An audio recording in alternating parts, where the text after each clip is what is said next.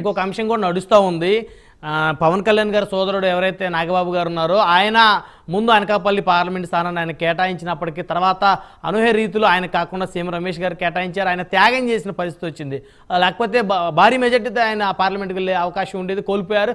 ఆయన్ని రాజ్యసభకు తీసుకొని ఆయన్ని భారతీయ జనతా పార్టీ క్యాబినెట్లోకి ఆయన తీసుకుంటారనే చర్చ నడుస్తూ ఉంది. నిజమెంతో అబద్ధం ఎంత అనేది శాంతిప్రసాద్ గారిని అడుగుతాం ఇప్పుడు. శాంతిప్రసాద్ గారు గుడ్ మార్నింగ్ అండి. జనసేన పార్టీ సీనియర్ నాయకులు, సీనియర్ అడ్వకేట్. నమస్తే బ్రహ్మనాయుడు గారు. మీకు ప్యానల్లో ఉన్న పెద్ద ఆయన మా రెడ్డి గారికి ఛానల్ రత్నమని కనపడ్డారు. సోదరుడు రవికిరణ్ గారికి చూస్తున్న క్షేత్రం. అయితే మా పెద్ద ఆయన చాలా హుందాయిన మనిషి కాబట్టి తిట్లు గాని శాపరార్థాలు గాని చాలా హుందాగా గౌరవంగా పెట్టాడు. అవును. అదే ఇంకోళ్ళైతే ఇంకా చాలా మొతక భాష వాడేవాడు. మా పెద్ద ఆయన గొప్పతనం అది. అందుకు నిజంగా ఈయన్ని మా యేసు రత్న గారు ఉన్నారు, వీళ్ళిద్దరూ నిజంగా ఎమ్మెల్సీకి టోటల్లీ క్వాలిఫైడ్. వాళ్ళని ఎప్పుడు గౌరవిస్తాం. ఎందుకంటే ఒక మంచి మనుషులు ఒక చెడ్డ పార్టీలో ఉన్నది. ఇక అది అక్కడికి వదిలేస్తే మీరు కూడా ఒక ఆ పార్టీలో ఒక మంచి మనుషులు చెడ్డ పార్టీని మిమ్మల్ని ఎందుకని కొడుతూ నేను అంటే మాది చెడ్డ పార్టీయే కాదనేది రేపు రాష్ట్రం తెలుస్తుందండి. రాష్ట్ర ప్రజలు కూడా తెలుస్తుంది. కంటిన్యూ చేయండి శాంతిప్రసాద్ గారు, కంటిన్యూ చేయండి. కేంద్ర కేబినెట్ కూర్పు ఆంధ్రప్రదేశ్ రాష్ట్రానికి ఉన్న దాంట్లో అంటే మనం యాక్చువల్గా 3 కింద లెక్కేసుకుంటున్నాం కానీ పురంధరేశ్వరి గారికి కూడా మంచి ఎలివేషన్ స్పీకర్ గా వస్తుందని అంటున్నారు. అవును. అంటే అది ఆంధ్రప్రదేశ్ కి మంచి బయట ఇచ్చినట్లు లెక్క. ఇక మీరు మా జనసేన గురించి ప్రస్తావించారు కాబట్టి కొంత మాలాంటి వాడు కొంత నిరాశ కలిగింది. ఎందుకంటే ప్రత్యేకంగా నాలాంటి వాడికి, ఎందుకంటే మేము మా మచిలీపట్నం ఎంపీ గారు అవుతారంటే అంటే మా ఎంపీ మినిస్టర్ అవుతారు అనుకున్నాం, అవ్వలేదు. ప్రస్తుతానికి ఇది మొదటి కూర్పే కాబట్టి మాకు పెద్ద పట్టింపు లేదు. నెక్స్ట్ మళ్ళీ కూర్పులు ఉంటాయి, ఆ కూర్పుల్లో అట్లాగా అవకాశాలు ఇది ఉంటుంది. ఇక అది అక్కడ వదిలేస్తే మోడీ గారి విజయ ప్రస్థానం చూడండి. ఆయన సంఘ్ కార్యకర్తగా ఉన్నప్పటి నుంచి ఒక సామాన్యుడిలాగా పార్టీ కార్యాలయంలో మీరు ఇది గమనించాలి. ఆయన ఛాయ్ అమ్ముకుంటారంటారు కానీ మనకి చాలా ఫోటోలు వచ్చినాయి. పార్టీ ఆఫీసు నేల కూడా తుడిచేవాడు, ఏమాత్రం కూడా మొహమాట పడకుండా. అంటే ఒక కరుడు కట్టిన కార్యకర్త, పార్టీ సిద్ధాంతాలను వాటి మీద నిబద్ధత కలిగిన కార్యకర్త, భేషజాలు లేని వ్యక్తి. ముఖ్యమంత్రి అయ్యాడు. గుజరాత్ 3 సార్లు ముఖ్యమంత్రి అయ్యారు, అక్కడ హ్యాట్రిక్ కొట్టారు. ఇప్పుడు దేశంలో కూడాను ప్రధానమంత్రిగా హ్యాట్రిక్ కొట్టారు. ఒక వ్యక్తి ఇటువంటి ఫీట్ సాధించడం అనేది అత్యంత నిబద్ధత, పట్టుదల, తను చేసే పని పట్ల ఉన్న అంకిత భావం, అది ప్రజలకి స్పష్టంగా కనపడతాం. ఇవి చాలా ముఖ్యమైనవి.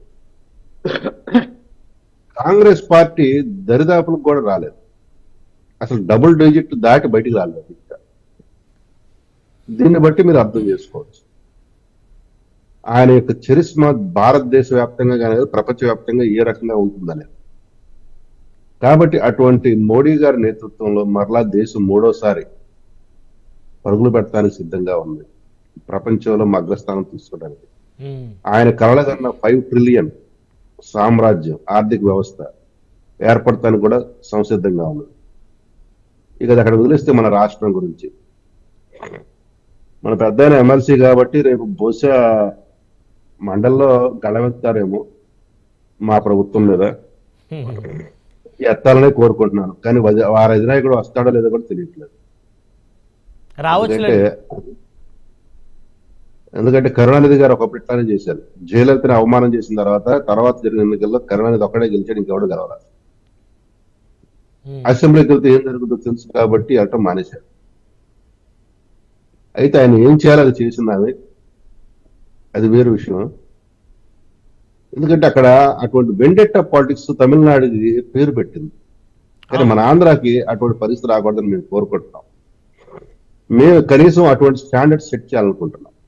మేము రాజకీయ వైరం తప్ప వ్యక్తిగత వైరాలు ఉండకూడదని. ఇది 2019 నుంచి 24 వరకు జరిగినటువంటి నీతి సంస్కృతి మరలా పునరావృతం కాకూడదని మేము కోరుకుంటున్నాం. ఇకపోతే పెద్ద ఆయన ప్రత్యేక హోదా గురించి మాట్లాడారు. 5 సంవత్సరాల పాటు మీకు గుర్తురాల, మీరు అడగల. ఇప్పుడు వచ్చి మాట్లాడుతున్నారు. ప్రత్యేక హోదా నిజంగా చెప్తున్నాము, అది ముగిసిన అధ్యాయం. ఏ రకంగా కూడా చెప్తాను. నేను టెక్నికల్ గా మాట్లాడతా కానీ గప్పండి చేసి మాట్లాడి, మన ఆంధ్రప్రదేశ్ రాష్ట్రము, రాష్ట్ర ప్రభుత్వము శాసనసభ ద్వారా ఒక తీర్మానం చేసి కేంద్ర ప్రభుత్వానికి ప్రత్యేక హోదా వద్దు, ప్రత్యేక ప్యాకేజీ కావాలి అని ఆ రోజు అడగటం జరిగింది. 2014, 2019లో ఉన్న ప్రభుత్వం.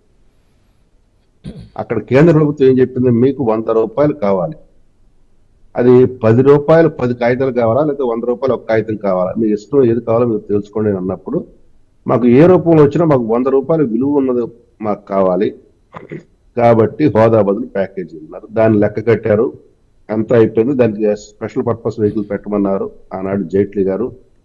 మన రాష్ట్ర ప్రభుత్వం పెట్టలేదు. ఈ లోపు రాష్ట్ర ప్రభుత్వం జరిగిన పలు మార్పుల వల్ల సాధ్యం కాలేదు. ఇప్పటికీ ఆంధ్ర రాష్ట్ర శాసనసభ ద్వారా ఆ తీర్మానం లైవ్ లో ఉన్నట్లు లెక్క. సభలు ముగిసిపోవచ్చు, సభల కాలం ముగిసిపోవచ్చు, కానీ తీర్మానాలు ముగిసిపోవు. ఆ సభ ముగిసిపోయిన తర్వాత ఆ తీర్మానాలు ముగిసిపోవు. కాబట్టి ఇప్పుడు మరలా కావాలి అనుకుంటే ప్రత్యేక హోదా, మరలా శాసనసభను ఏర్పాటు చేసి మళ్ళీ ఆ తీర్మానాన్ని, గత తీర్మానాన్ని మేము రద్దు చేసుకుంటున్నామని మళ్ళీ ప్రత్యేకంగా మళ్ళీ హోదా కోసం తీర్మానం చేయాలి. అది ఇప్పుడు జరిగే పరిస్థితి. ఓకే, ఎందుకంటే ఇప్పుడు రాష్ట్రం అభివృద్ధి దిశగా వెళ్ళాలి. కానీ అంటే ఇప్పుడు మీరు కూడా కూటమి నేత అందరూ కూడా ప్రత్యేక ప్యాకేజీనే ఇష్టపడతారు, కానీ ప్రత్యేక హోదా అంశం ఇక ముగిసిన అధ్యాయం అనుకోవాలి. ఎందుకంటే మీ మేనిఫెస్టో కూడా లేదు. మనం బేసికల్ గా మనం కొంత ఆ రోజు ఉన్న భావోద్వేగాలు ఆ రకంగా మాట్లాడారు. కానీ సరే, మన ఆంధ్రప్రదేశ్ విభిన్నమైన భౌగోళిక పరిస్థితులు ఉన్నాయి. ఉత్తరాంధ్ర, రాయలసీమ వెనకబడిన ప్రాంతం, దే ఆర్ క్వాలిఫైడ్. కానీ కోస్తా ప్రాంతము ప్రత్యేక హోదా క్వాలిఫైడ్ కాదు. ఎందుకంటే ఇది ధనవంతులు ఉన్న వ్యవసాయక ప్రదేశం. ఇది కోస్తాలో మీరు ప్రత్యేక హోదా అంటే అసమంజసంగా ఉంటుంది ఆ ప్రపోజల్. ఆ రోజే ఉత్తరాంధ్రకి, రాయలసీమకి అడిగినట్లయితే వెనుకబడిన ప్రాంతాలు కాబట్టి చాలా సమంజసంగా ఉండేది. కానీ ఆ రోజున భావోద్వేగాలు వేరు, మనం ఏ డిమాండ్ అడుగుతున్నామో దాని పరిణామాలు ఎట్లాంటివో తెలియని ఒక అయోమయ పరిస్థితి. ఏది వస్తే అది వచ్చింది అన్నట్లుగా అడిగాం తప్ప దాని పరిణామాలు ఏంటో మనం గమనించాలి. మీరు ఆ రోజు డిబేట్లు గమనించుంటే తెలంగాణ మేధావులు ఒక మాట అన్నారు, ఆంధ్రప్రదేశ్ రాష్ట్ర ప్రజలు చాలా అస్పష్టతతో ఉన్నారు, వాళ్ళకి ఏం కావాలో వాళ్ళకి తెలియట్లేదు, వాళ్ళు స్పష్టమైన కోరికలు కోరట్లేదు, వాళ్ళు ఇంకా సమైక్యాన్ని పట్టుబడుతున్నారు, చాలా దెబ్బతింటారన్నారు. ఈ రోజుకి అదే జరిగింది. కాబట్టి అది అక్కడికి వదిలేస్తే ప్రత్యేక హోదా గురించి అది పోలవరం 19 నుంచి 24 వరకు ఏమాత్రం ముందుకు అడుగులు పడి ఏమాత్రం నిధులు సాధించారు. 2014 వరకు శాంతిప్రసాద్ గారు, పోలవరం అనే అంశాన్ని పట్టుకున్న వాళ్ళు ఆ పోలవరాన్ని పూర్తి చేస్తామనేటువంటి వ్యాఖ్యలు చేసినటువంటి ఎమ్మెల్యేలు, మంత్రులు అందరూ కూడా కాలగర్భంలో కలిసిపోయారు రాజకీయంగా. దేవినేని ఉమా గారి దగ్గర తీసుకుంటే అంబటి రాంబాబు గారి వరకు కూడా కనీసం వాళ్ళకి అసెంబ్లీకి వచ్చే అవకాశం కూడా కోల్పోయారు. మధ్యలో అది సెంటిమెంట్ గానీ, కానీ ఆ పోలవరాన్ని చాలా బాధ్యతగా తీసుకుని చంద్రబాబు నాయుడు గారు మరీ వచ్చారుగా. మనం పెద్దానికి సెంటిమెంట్ ఆయింట్మెంట్ చూసుకోకూడదు. మన తెలుగు వాళ్ళలో ఉన్న తిక్కలతనం ఇదే. ఇటువంటివి ఎత్తుక్కుంటుంటాం. ఇక్కడ మనకు కావాల్సింది కార్యదీక్ష, మనం పట్టుదల, ముందుకు పోయే విధానం. ఇప్పుడు పోలవరం 2014 నుంచి 19 వరకు ఇది ఎంత నష్టపరిహారం పెంచారు, ఇవన్నీ తప్పుడు లెక్కలు. దగ్గర 20,000 రూపాయల పైన దోచుకోవడానికి వీళ్ళు ప్రయత్నం చేస్తున్నారని కేంద్ర ప్రభుత్వం లేఖలు రాసింది ఎవరు? జగన్ రెడ్డి ప్రతిపక్ష నేతగా కాదా? మరలా జగన్ రెడ్డి ప్రభుత్వం వచ్చిన తర్వాత తన ఎలక్షన్ ముందు ఏమన్నాడు, పోలవరాన్ని నేను కేంద్రానికి అప్పచెప్పేస్తానన్నాడు. అప్పచెప్పలేదు. తన వర్గానికి చెందిన కంపెనీకి దాన్ని కట్టబెట్టుకున్నాడు. కట్టబెట్టుకున్న తర్వాత పోనీ ఏం చేశాడు? నిర్మాణం చేశాడా? చేయలా.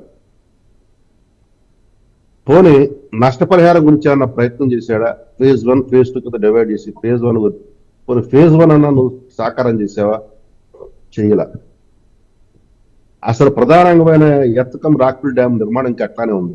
అది నిర్మాణం కావాలంటే అక్కడ డయాఫ్రమ్ వాల్ సక్రమంగా ఉండాలి. ఆ డయాఫ్రమ్ వాల్ దెబ్బతింటానికి కారణం ఎవరు? జగన్ రెడ్డి ప్రభుత్వం కదా. కాబట్టి పోలవరం గురించి మాట్లాడే నైతికత అస్సలు జగన్ రెడ్డి కానీ, జగన్ రెడ్డి పార్టీ వాళ్ళకి కానీ అసలు లేనే లేదు. ప్రత్యేక హోదా గురించి నైతికత జగన్ రెడ్డికి కానీ జగన్ రెడ్డి పార్టీకి కానీ ప్రస్తావించే అసలు హక్కే లేదు. గోవింద్ రెడ్డి గారు రెస్పాండ్ అవ్వండి. యా యా యా యా ఆగండి ఆగండి సార్, అంటే ఆగండి సార్, ఇక్కడ ఉంది నాది ఇంకా ఉంది టైప్. అయినా మమ్మల్ని ఎందుకు ఓడగొట్టారు అని చెప్పి ఆయన అడిగారు. గోవింద్ రెడ్డి గారు చెప్పిందా నేను సమాధానం చెప్పాలి కదా, నేను కూడా సమాధానం చెప్పాలి, అప్పుడు రెస్పాండ్ అవ్వమని. ఇప్పుడు ల్యాండ్ టైటిలింగ్ యాక్ట్ వీళ్ళు ఎంత పచ్చి అబద్ధం గోబెల్స్ ప్రచారం చేశారంటే అసలు ల్యాండ్ టైటిలింగ్ యాక్ట్ మేము ఇంతవరకు అమల్లోకి తేలేదండి. మీకు తెలియదేమో, రాష్ట్ర వ్యాప్తంగా న్యాయస్థానాలు ల్యాండ్ టైటిలింగ్ యాక్ట్ అమల్లోకి వచ్చింది. మీరు ఇక నుంచి కేసులు అక్కడ దాఖలు చేసుకోవడానికి సివిల్ కేసులో 80% కేసులు తిరస్కరించడం జరిగింది. అప్పుడు న్యాయవాదులు రోడ్డు ఎక్కారు, రాష్ట్ర వ్యాప్తంగా రోడ్డు ఎక్కారు ఈ ల్యాండ్ టైటిలింగ్ యాక్ట్ రద్దు చేయమని, దాని అమలు నిలిపేయమని. స్టేట్ బార్ కౌన్సిల్ హైకోర్టుకు అప్రోచ్ అయింది ఈ చట్టాన్ని అమలు నిలిపివేయమని.